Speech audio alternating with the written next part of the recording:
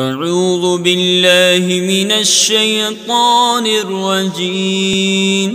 بسم اللہ الرحمن الرحیم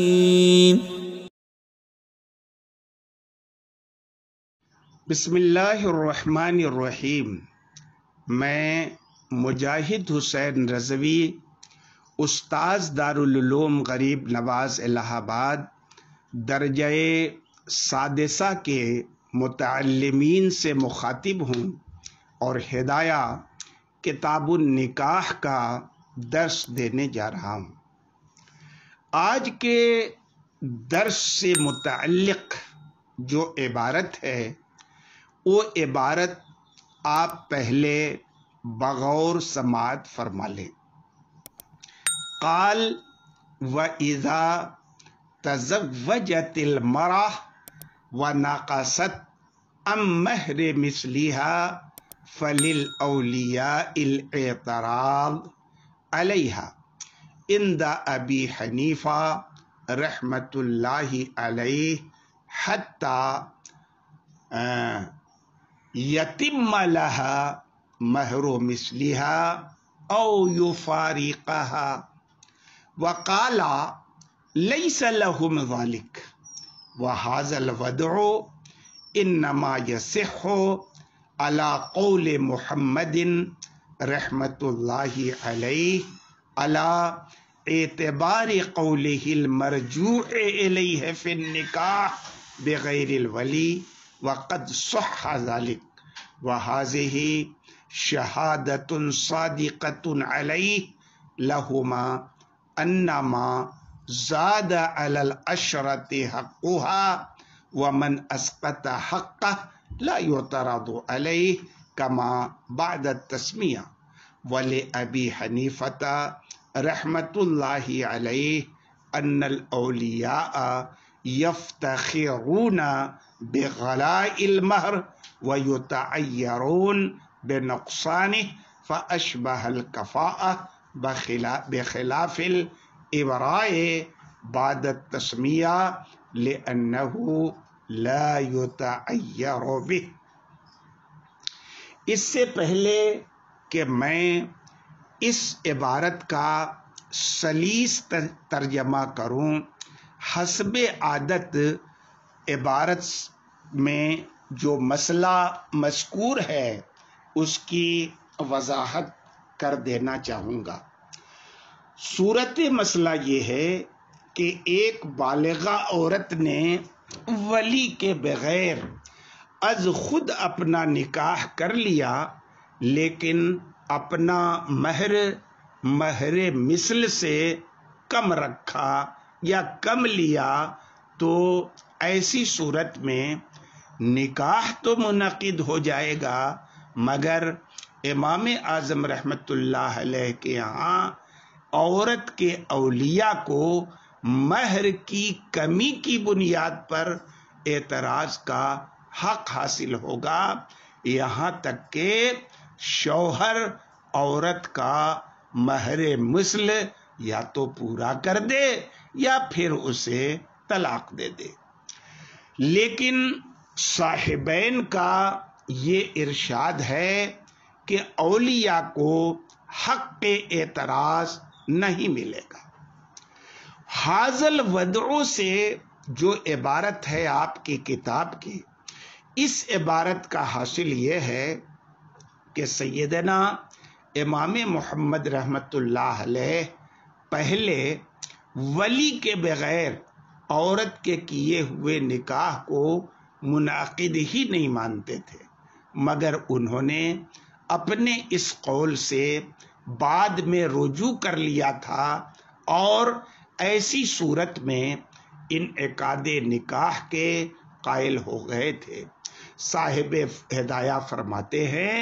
کہ صورت مسئلہ میں امام ابو یوسف رحمۃ اللہ علیہ کے ساتھ ان کے مسلک کا بیان یہ خود اس بات کا غماز ہے کہ انہوں نے اپنے قول سابق سے رجوع فرما لیا تھا، ورنہ امام ابو یوسف رحمۃ اللہ علیہ کے ساتھ ان کا مذہب بیان کرنا درست نہیں ہوتا، اور نہ ہی لیس لہم حق الاعتراض کا قول ان کی طرف منسوب کرنا صحیح ہوتا، اس لیے کہ امام ابو یوسف رحمۃ اللہ علیہ تو ولی کے بغیر نکاح کو منعقد مانتے ہیں۔ بہرحال نکاح تو منعقد ہو جائے گا، مگر ان حضرات کے یہاں اولیاء کو اعتراض کا حق نہیں ہوگا، جیسا کہ سیدنا امام اعظم رحمۃ اللہ علیہ کے نزدیک ہے۔ اس پر ان کی دلیل یہ ہے کہ حدیث پاک کا جو ارشاد ہے، لا مہر لاقل من 10 دراہم کی وجہ سے مہر کا 10 درہم ہونا یہ حق شرع ہے، شریعت کا حق ہے، اور اس سے زائد اس پر اضافہ کرنا 10 درہم پر یہ عورت کا حق ہے۔ اور صاحب حق اگر اپنا حق معاف کر دے یا اس میں کمی کر دے تو دوسرے کو اعتراض کرنے کا کیا حق ہے؟ اسی طرح سے صورت مسئلہ میں بھی جب عورت نے اپنا حق ساقط کیا ہے 10 مہر سے زائد والا حصہ، تو اولیاء کے پیٹ میں درد کاہے ہو رہا ہے؟ آپ یہ دیکھیں کہ اگر عورت کا مہر مثلا مہر مثل سے کئی گنا زیادہ ہو، لیکن پھر بعد میں وہ اپنا پورا مہر معاف کر دے، تو یہاں پر کسی کو اعتراض کا کوئی حق نہیں ملے گا۔ تو جب عورت کو کل مہر کو ساقط کرنے کا حق ہے اور کل مہر ساقط کرنے میں اولیاء کو حق اعتراض حاصل نہیں ہے، تو پھر بعض مہر کے اپنی مرضی سے ساقط کرنے میں اولیاء کو حق اعتراض کاہے ہوگا؟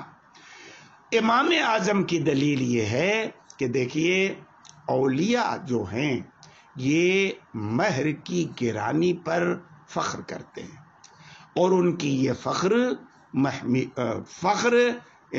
کا بیان خصوصیت کے ساتھ محفلوں میں ہوتا ہے، جبکہ مہر کی کمی ان کے لیے یعنی اولیاء کے لیے باعث عار ہوتی ہے، اور مہر کی کمی کی بنیاد پر وہ عار محسوس کرتے ہیں کہ دیکھو فلاں کی لڑکی کا نکاح 1 لاکھ دین مہر میں ہوا، اس نے 10,000 میں کر دیا۔ اس لیے فخر کرنے یا عار محسوس کرنے کے حوالے سے یہ کفاعت کی صورت کے مشابہ ہے، اور کفاعت میں چونکہ اولیاء کو اعتراض کا حق حاصل ہوتا ہے، اس لیے انہیں بھی یہ حق حاصل ہوگا۔ اب جو صاحبین نے بعد تسمیہ ابرا والی یعنی کلن یا جزءن مہر کے ساقط کرنے والی صورت پر اسے قیاس کیا تھا، یہاں سے ان کے اعتراض کا اور قیاس کا رد کیا جا رہا ہے، جس رد کا حاصل یہ ہے کہ مہر مقرر اور متعین ہونے کے بعد اولیاء کو اس سے کوئی لینا دینا نہیں رہتا، اور اس کا لینا دینا عورت کا کام ہوتا ہے۔ اب اگر تعین مہر کے بعد کوئی عورت اسے معاف کرتی ہے تو یہ اس سے اس کے اولیاء اور اس کے اہل خانہ کا سر بلند ہوگا کہ میری بیٹی اتنی فیاض ہے اور اتنی محسن ہے کہ اپنا دین مہر اس نے شوہر سے ساقط کر لیا اور اسے معافی دے دی۔ یہ تو اس کے داد و دہش اور کرم گستری کا نمونہ ہے، تو یہ عار کی بات نہیں ہے بلکہ یہ تو فخر کی بات ہے۔ اس لیے اس صورت پر اس صورت کا قیاس کرنا درست نہیں ہے۔ آج کے سبق میں اتنا ہی، باقی کل انشاءاللہ تعالی۔ بسم اللہ الرحمن الرحیم۔ میں مجاہد حسین رضوی، استاذ دارالعلوم غریب نواز الہ آباد، درجہ سادسہ کے متعلمین سے مخاطب ہوں اور ہدایہ کتاب النکاح کا درس دینے جا رہا ہوں۔ کفاءت فی النکاح کا بیان چل رہا ہے، اور آج اسی سے متعلق ایک صورت مسئلہ کا بیان ہے۔ اس مسئلے سے متعلق جو عبارت ہے، پہلے وہ عبارت آپ بغور سن لیں۔ کہتے ہیں وَإِذَا زَوَّجَ الْأَبُ بِنْتَهُ الصَّغِيرَةَ وَنَقَصَ مِنْ مَهْرِهَا أَوْ ابْنَهُ الصَّغِيرَ وَزَادَ فِي مَهْرِ امْرَأَتِهِ جَازَ ذَلِكَ عَلَيْهِمَا وَلَا يَجُوزُ ذَلِكَ لِغَيْرِ الْأَبِ وَالْجَدِّ وَهَذَا عند ابی حنیفہ رحمۃ اللہ علیہ، وقال لا يجوز الحد والزیادہ الا بما يتغابن الناس فيه، ومعنى هذا الكلام انه لا يجوز العقد عندهما لان الولاية مقيدة بشرط النظر فعند فواته يبطل العقد، وهذا لأن الحق عن مهر المثل ليس من النظر في شيء كما في البيع، ولهذا لا يملك ذلك غيرهما۔ ولأبي حنيفة رحمة الله عليه ان الحکم یدار على دلیل النظر وهو قرب القرابہ، وفي النکاح مقاصد تربو على المہر، اما المالیہ فهي المقصودة في التصرف المالی والدلیل عدمناه في حق غیرہما۔ عبارت کا ترجمہ کرنے سے پہلے حسب دستور عبارت کی اختصار کے ساتھ میں تشریح سامنے رکھ رہا ہوں۔ اس عبارت کا حاصل یہ ہے کہ اگر کسی صغیر یا صغیرہ کے باپ دادا میں سے کسی نے ان کا نکاح کر دیا اور بچی کا مہر اس کے مہر مثل سے کم کر دیا، یا صغیر کا نکاح کیا اور صغیر کی بیوی کا مہر جو اس کا مہر مثل ہے اس سے بڑھا دیا، تو سیدنا امام اعظم رحمۃ اللہ علیہ کے نزدیک دونوں کا عقد بھی درست ہے اور مہر میں کمی اور زیادتی کرنا بھی درست ہے۔ لیکن سیدنا امام ابو یوسف اور سیدنا امام محمد رحمۃ اللہ علیہما کا مسلک یہ ہے کہ اگر انہوں نے کمی یا زیادتی میں تعدی کی ہے اور اتنا زیادہ یا کم کر دیا ہے جو عرف عام میں غبن فاحش کہلاتا ہے، تو ایسی صورت میں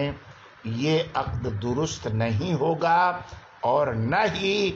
مہر کی کمی کرنا، صغیرہ کے مہر میں کمی کرنا، اور نہ صغیر کی بیوی کے مہر میں زیادتی کرنا درست ہوگا۔ ہاں، اگر باپ یا دادا کے طرف سے کی جانے والی کمی یا زیادتی تھوڑی ہے، معمولی ہے، غبن فاحش کے درجے میں یہ کمی اور زیادتی نہیں پہنچی ہے، تو ایسی صورت میں ان کے یہاں بھی عقد مہر میں اضافے کے ساتھ، یعنی صغیر کے بیوی کے مہر میں اضافہ یا صغیرہ کے مہر مثل سے کمی ہو تو یہ درست ہے۔ چونکہ صاحبین کا مسلک بیان کرتے ہوئے صرف لا یجوز الحد والزیادہ پر ہی اکتفا کیا گیا ہے، جس سے صحت وقت کا وہم ہو سکتا تھا، اس لیے صاحب ہدایہ نے ومعنی ھذا الکلام کے ذریعہ اس وہم کو دور کر دیا اور یہ واضح کر دیا کہ صاحبین علیہم الرحمہ کے نزدیک غبن فاحش کی صورت میں سرے سے عقد ہی صحیح نہیں ہوگا، تو کمی اور زیادتی تو بدرجہ اولا صحیح نہیں ہوگی۔ صحیح قول کے مطابق سیدنا امام شافعی اور سیدنا امام احمد رحمۃ اللہ علیہما بھی اسی کے قائل ہیں۔ صاحبین کی دلیل یہ ہے کہ صغیر اور صغیرہ پر جو ولایت دی گئی ہے شریعت کی جانب سے، وہ شفقت کے ساتھ، مہربانی کے ساتھ مقید ہے، یعنی اگر ولی کی جانب سے صادر ہونے والا تصرف ہے، اگر شفقت پر مبنی ہوگا اور مہربانی پر مبنی ہوگا تبھی اس کا نفاذ ہوگا، ورنہ نہیں ہوگا، کیونکہ بنیاد نہیں پائی جائے گی ولایت کی۔ اور صورت مسئلہ میں ہم دیکھ رہے ہیں کہ باپ نے یا دادا نے غبن فاحش کر کے اپنے تصرف میں شفقت کے پہلو کو نظر انداز کر دیا ہے اور صغیرہ کے مہر میں کمی کر دی اور صغیر کی بیوی کے مہر میں اضافہ کر دیا۔ پہلی صورت میں صغیرہ کا نقصان، دوسری صورت میں صغیر کا نقصان، اس لیے یہ تصرف ان کا درست نہیں ہوگا۔ اور جس طرح صغیر اور صغیرہ وغیرہ کا سامان غبن فاحش کے ساتھ بیچنے یا ان کے لیے غبن فاحش میں کوئی سامان خریدنے سے ان حضرات کا تصرف نافذ نہیں ہوتا ہے، اسی طرح سے نکاح کے مسئلے میں بھی غبن فاحش والی کمی یا زیادتی کے سبب سے ان کا کیا ہوا عقد نافذ اور درست نہیں ہوگا، اس لیے کہ بچی کے مہر مثل میں کمی کرنے سے یا بچے کی بیوی کا مہر مثل بڑھانے سے ان کے حق میں شفقت کا تحقق نہیں ہوگا، بلکہ یہ تو ایک طرح کی دشمنی اور زیادتی ہوگی، اس لیے شرعاً یہ قابل قبول نہیں ہے۔ اور چونکہ ولایت کی بنیاد شفقت پر ہے اور ولایت شفقت کے ساتھ مقید ہے، اسی وجہ سے باپ دادا کے علاوہ کسی اور کو مہر میں کمی یا زیادتی کرنے کا اختیار نہیں ہے، کیونکہ ان کے علاوہ دیگر اولیاء میں ان کی بنسبت شفقت میں کمی ہوتی ہے اور کبھی کبھی شفقت کا فقدان ہوتا ہے۔ لیکن سیدنا امام اعظم رحمت اللہ علیہ کی دلیل یہ ہے کہ بھائی ہم بھی اس ولایت کو مانتے ہیں کہ اس کی بنیاد شفقت پر رکھی گئی ہے، لیکن شفقت اور عدم شفقت یہ دونوں باطنی چیزیں ہیں، اور باطنی چیزوں پر مطلع ہونا چونکہ دشوار ہوتا ہے، اس لیے اس سے متعلق ضابطہ یہ ہے کہ دلیل الشیء فی الامور الباطنہ یقوم مقامہ، یعنی امور باطنہ میں دلیل شیء کو ان کے قائم مقام بنا کر اس پر حکم لگا دیا جاتا ہے۔ لہذا اس ضابطے کی روح سے یہاں بھی نظر اور شفقت کی دلیل پر حکم لگے گا، اور ان کی دلیل قرب قرابت ہے، لہذا اسی کو مدار حکم قرار دیں گے۔ اور چونکہ باپ اور دادا بچی یا بچے کے سب سے زیادہ قریبی تصور کیے جاتے ہیں، اس لیے ان کا کیا ہوا عقد درست اور جائز ہوگا۔ رہ گیا یہ مسئلہ کہ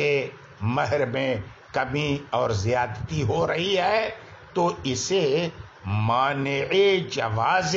نکاح قرار دینا درست نہیں ہے، اس لیے کہ ولی اور بالخصوص ولی اقرب کے پیش نظر مال نہیں ہوتا، بلکہ ان کی نگاہ دور رس تو شوہر کے فضل و کمال پر اور اس کی خوبیوں پر ہوتی ہے۔ اور ایسا بہت ہوتا ہے کہ انسان شوہر کو اچھا دیکھ کر اپنی حیثیت سے زیادہ اسے دے دیتا ہے، یا اچھی بہو پا کر اس پر بھی مال و دولت نثار کر دیتا ہے، کیونکہ اس سے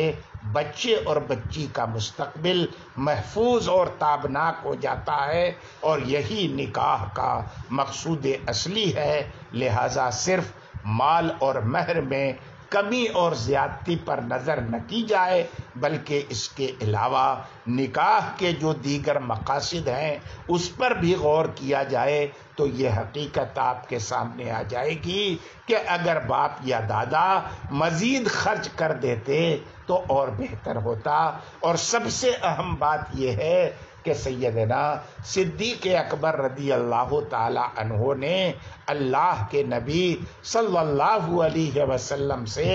500 درہم میں سیدہ عائشہ صدیقہ رضی اللہ تعالی عنہا کا نکاح فرمایا تھا۔ اسی طرح اپنی لخت جگر سیدہ فاطمہ کا نکاح حضور اکرم صلی اللہ علیہ وسلم نے حضرت علی رضی اللہ تعالیٰ عنہ سے صرف 400 درہم کے عوض کر دیا تھا۔ ظاہر ہے دونوں صورتوں میں حضرت عائشہ اور حضرت فاطمہ دونوں کا مہر ان کے مہر اور ان کے معیار سے کم تھا، مگر اس کے باوجود صدیق اکبر نے یا نبی اکرم نے مہر کی کمی پر توجہ نہیں دی، بلکہ فضل و کمال کو معیار بنایا۔ ایک جگہ جو بعد میں دنیا والوں کے لیے اسوہ اور نمونے کی شکل اختیار کر گیا۔ عمل مالیت سے صاحبین کے قیاس کا جواب ہے کہ نکاح کو خرید و فروخت پر قیاس کرنا درست نہیں ہے، کیونکہ بیع ایک طرح کا مالی تصرف ہوتا ہے اور اس میں ہر چہار جانب سے مالیت ہی مقصود ہوتی ہے۔ لہذا بیع میں جب مالیت ہی مطلوب و مقصود ہے تو ظاہر ہے جب غبن فاحش یہاں ہوگا تو پھر یہاں پر غبن فاحش برداشت نہیں کیا جائے گا۔ اس لیے اس کے برخلاف نکاح کے اس میں صرف مالیت مقصود نہیں ہوتی، بلکہ یہاں تو